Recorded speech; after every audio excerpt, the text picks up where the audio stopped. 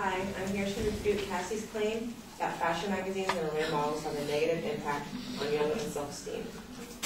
The three claims that she used were 70% of girls in grades 5 to 12 said that magazines influenced their ideals of perfect body. The second claim was that in 1992 the average model weighed 8% less than the average woman, and now they weigh 23% less than the average woman. And her third claim had to do with recalls on magazine covers because of photoshopped women appearing too thin. I understand the concern of fashion magazines full of photoshopped women.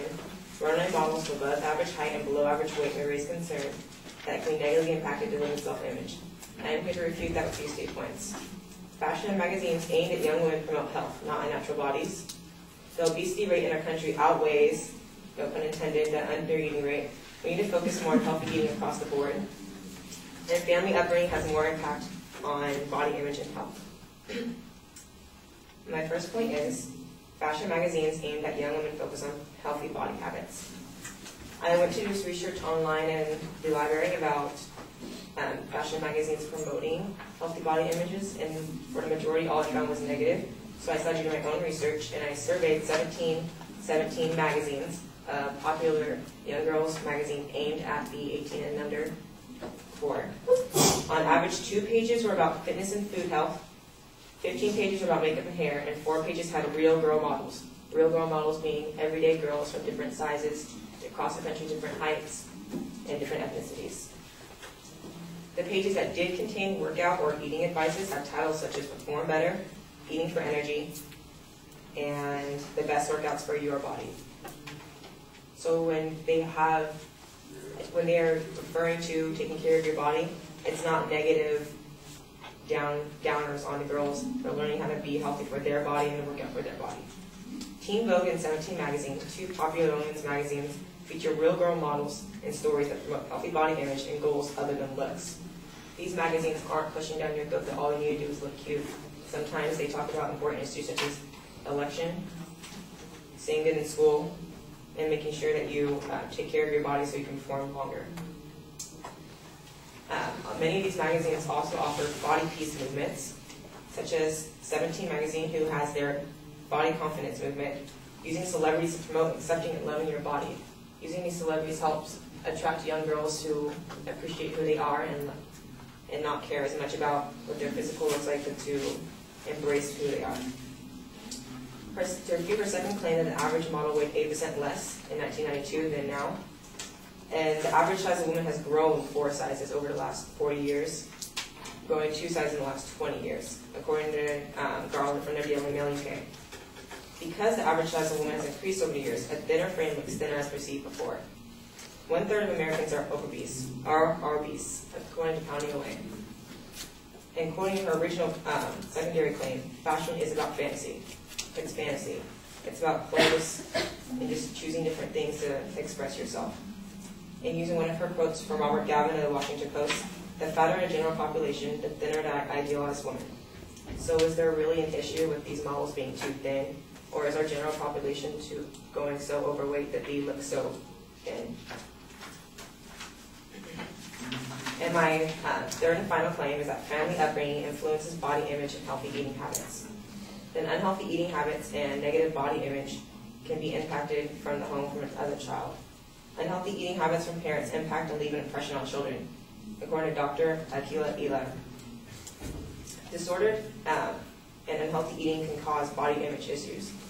If parents aren't teaching their children how to eat correctly and be healthy, they're going to have body image issues. Obesity in young people is caused by poor eating habits and upbringing, according to Stephanie Mitchell from livestrong.com.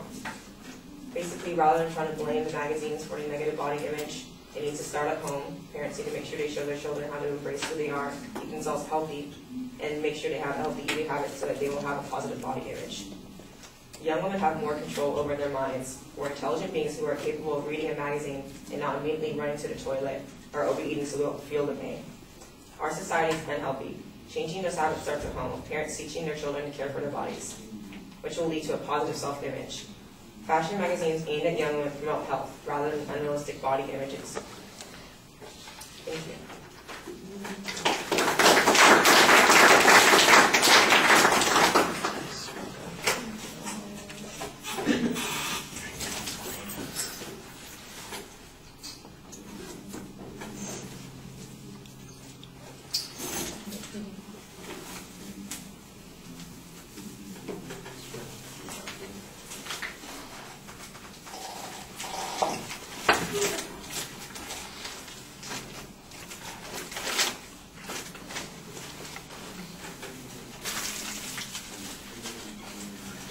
All right, you identify the main proposition, and the secondary points are listed. Actually, when they're listed, they don't sound like inferences or claims at all. They sound like data that's being presented. So you're actually following data rather than inferences that are being made. Sometimes you have to supply the alternative. And that's sort of what you do, because most of your secondary points, as they're being presented in response to the advocate's points, are really counterclaims. There's the argument about what the fashion magazines focus on. They focus on a healthy body. That's your counterclaim. Your proof on the counterclaim, it sounds like you are relying on this personal survey of the information. I think that's a good starting point there.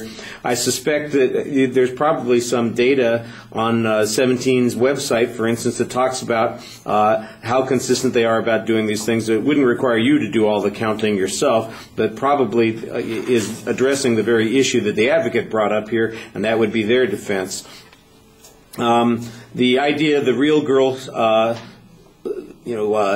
sections, I think that, again, that's one of those things that the magazine is probably promoting and that they're getting some sort of credit for. And so if you had some expert or authority who was talking about that rather than just kind of your analysis of what's going on there, I'm not saying that you're not capable of making some of those judgments, but the impact that those examples are going to have on people, that needs to be evaluated by somebody in a position of a little bit more authority. And then you also mentioned the other program. I didn't really think there was much of an explanation of what that celebrity program was, except it sounds like it's a specific program for one of those magazines. On the other issue concerning the reduction in model sizes versus the growth in average women's sizes, I think you have one quote here that you basically try and turn around and say that it really affects our perceptions because we're getting bigger, that we demand thinner models, and of course also seem thinner by comparison. A perfectly valid point. I don't know that it undermines the advocate's inference there, although it's not clear what inference they're making. They just presented that statistical data. Your third point is a pretty clear counterclaim, and I think you've got some interesting evidence to start with, but I think it needs to be developed a little bit more. I thought you had an excellent summary of what your argument was also. All right, thank you.